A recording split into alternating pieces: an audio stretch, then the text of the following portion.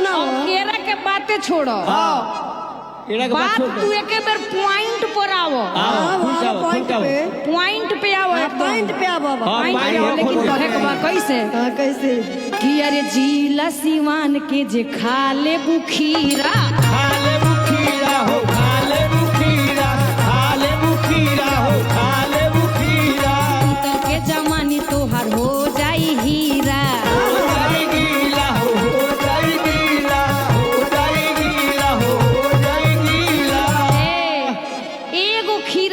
स्टेशनवा पर बेचेला 6 इंच के एगो बुढ़वा बा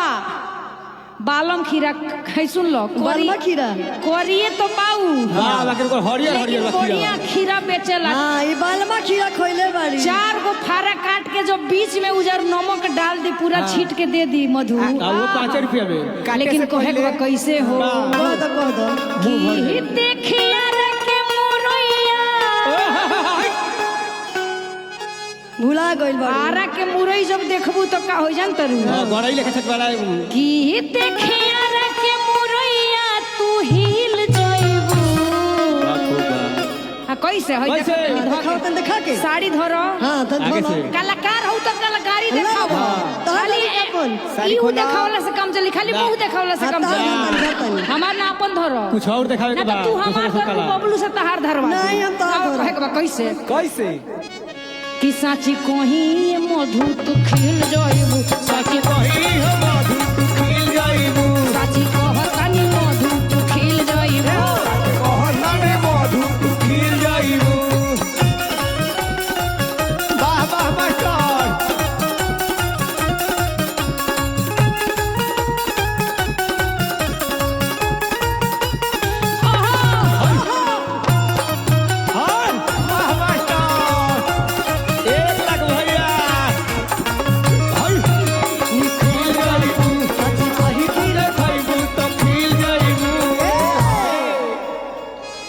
हमरा के खियावा तारू आरा के मुरई भुला गइलू का उ दिन जवान जौनपुर के बड़का मुरैया खिलौले रहनी हो तारा के भुला गइलू बड़का मुरई जवानपुर के मुरई जे खाली उ आरा के याद रखी जवानपुर के मुरई कौन हो जवानपुर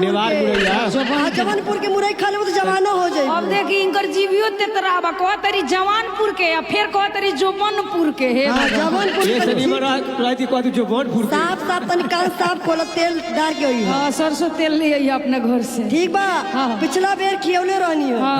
तारा के मुरई लेकिन अब की बार गाजर लेके आइल बानी कहां से जवानपुर से गाजीपुर के गाजर लेके आइल बानी आवा हो गाजीपुर के गांजा देखा और कहे के कैसे दिखाओ अरे मन ताहर खुश कर दी गाजीपुर के गाजर गाजीपुर के गाजर हो गाजीपुर के गाजर गाजीपुर के गाजर हो गाजीपुर के गाजर धीरे धीरे तोहर मोटा जाई पाजर पाजर पिला जाई पाजर पिला जाई पाजर पिला जाई पाजर मन ताहर खुश कर दी गाजीपुर के गाजर धीरे धीरे तोहर मोटा जाई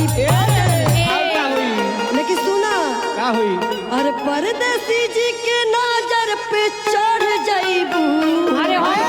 हम तो छोटे से चढ़ल बानी एक बार तू चढ़ जा नजर तो नहीं चढ़ के उनके को चढ़ो हम सुनला है कि तू रोज चढ़वा रही उनका नजर लोकत कम बाउका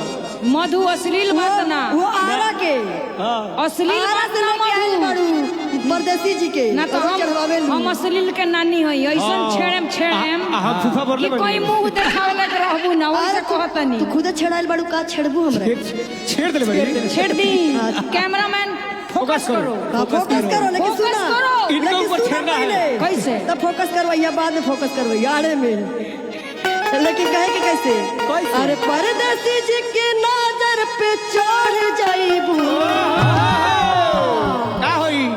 साची कही पीरियन को निकोर जाइबू तू कही पिरियंका तू कर जाइबू साची कही पिरियन गानी कही पिरियंका तू कर जाइबू कही पीरियन को निकोर जाइबू कही पिरियंका तू कर ये तो तरिए के गुना तो मरिए जाइबू दुगो में से कौन होई निकोर जाइबू आज हेतना लोग के सामने किरिए खातानी कि हेतना नाट छोट आ हेतना ई सूरा बेसूरा लड़की के संग है अगर अगिला बेर अगर तू आ गइलू गावे तो या तो तू ही रहबू तारे थी आ उखाड़ नहीं दिए। तो हम ही लेकिन जाना तारू हमरा संगे ना गइबू त केहू संगे गइयो ना पैबू ना कहाँ है तोर ता हिम्मत नहीं खे हमारा तो इतना हिम्मत बा परदेसी जी के ले जाना तारू राघवेंद्र सर पहले से कहले रहने का कि प्रियंका के संगे गावे के हम कहना था बाबू बिहारी वारी के बिहारी क्या बुझता उठी गवा तनी तो बिहारी के संगे कोनो यूपी के बढ़िया लेके आए तनी गवैया हां तनी तो इला सीखत पड़ो लोग के गा के जइते जा ई का गाय हमरे साथ बिहारी बिहारी जा